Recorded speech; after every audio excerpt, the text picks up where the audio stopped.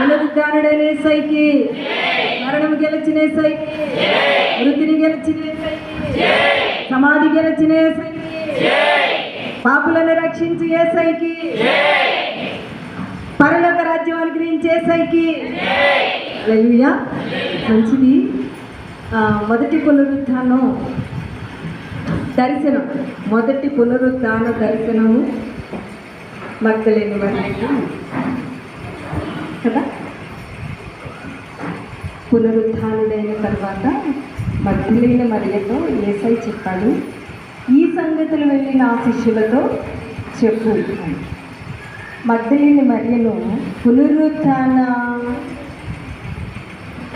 ప్రకటించే ఒక మంచి శిష్యురాలిగా యేసయ్య అభిషేకించారు. మీ అందరూ కూడా అమ్మా, మీ అందరూ కూడా, మనందరం యేసుక్రీస్తు పునరుత్థానాన్ని ప్రకటించే శిష్యురాలుగా, శిష్యులుగా మారుదుముగాక. మగ్దలేని మరియ సమాధి దగ్గర కూర్చొని ఏడుస్తుంటే మగ్దలేని మరియను దూతలు ఫస్ట్ అడిగారు, అమ్మా ఎందుకు ఏడ్చుచున్నావు? యోహాను సువార్త 25 ఉంటుంది. నేను వాక్యం చెప్పను, ఒక చిన్న మాట అంటాను, దైవజనులు వాక్యం చెప్తారు. అమ్మ ఎందుకు ఏడుస్తున్నావు అని. నా యేసుని ఎవరో ఎత్తుకుపోయారని చెప్పింది.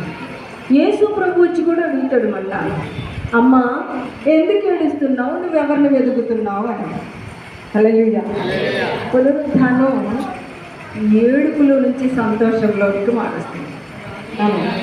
ఎప్పుడైతే యేసు ప్రభు మరియా అని పిలుస్తాడనమాట, అప్పుడు వెంటనే మరియా యేసుని గుర్తించి రబ్బూని అని పిలిచింది. ఇక పరిగెత్తుకుంటూ వెళ్ళి మరియకు ఒక అలవాటు ఉంది. ఏంటో అలవాటు చెప్తారా? మరియకి మరియకు ఒక అలవాటు ఉంది. ఆకులూరులో అదే ఆనందపురంలో చెప్పారు, కర్దూగురాల్లో చెప్పేశారు.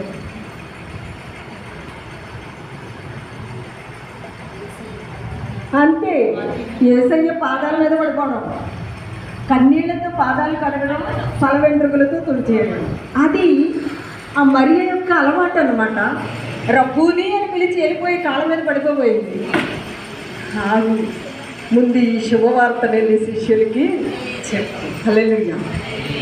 నిజంగా ఆమె సంతోషంతో పరిగెత్తుకుంటూ వెళ్ళింది. ముందు ఎలా ఉంది? సమాధి దగ్గర ఏడుస్తుంది. దూతలు మాట్లాడారు, ఎందుకు ఏడుస్తున్నామని. యేసయ్య అడిగాడు, అమ్మా ఎందుకు ఏడుస్తున్నామని. విషయం అంతా క్లియర్ అయిపోయింది. యేసయ్య పునరుద్ధారుడే, తిరిగి లేచాడు, నాకు దొరికేశాడు, యేసయ్యని నేను చూసేశాను, యేసయ్య పునరుద్ధారుడే లేచాడు అన్న సంతోషంలో, ఆనందంలో ఆ పునరుద్ధాన శక్తిని పొందుకుని ఆమె ఏడుపంతా పోయి సంతోషంగా శిష్యుల దగ్గరికి వెళ్ళిపోయి చెప్పేస్తుంది, యేసయ్య లేచాడు, నేను చూశాను, ఆయన నేను చెప్పమన్నాడు, పదండి వెళ్ళిపోదాం యేసయ్య దగ్గరికి అని. అలాగే చెప్తాం.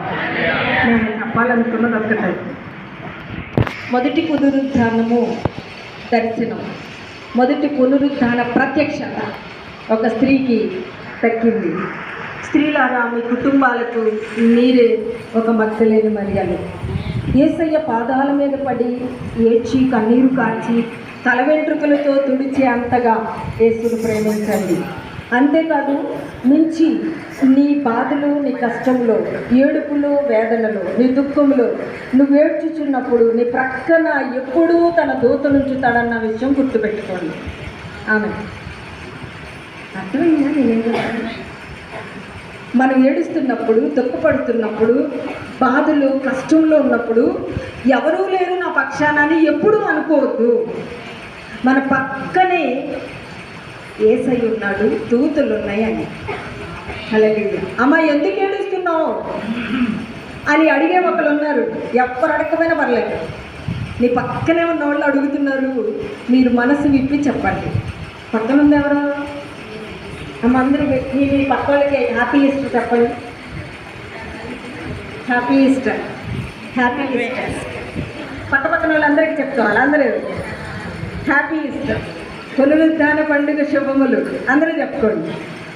వెరీ గుడ్, దేవునికి స్తోత్రం.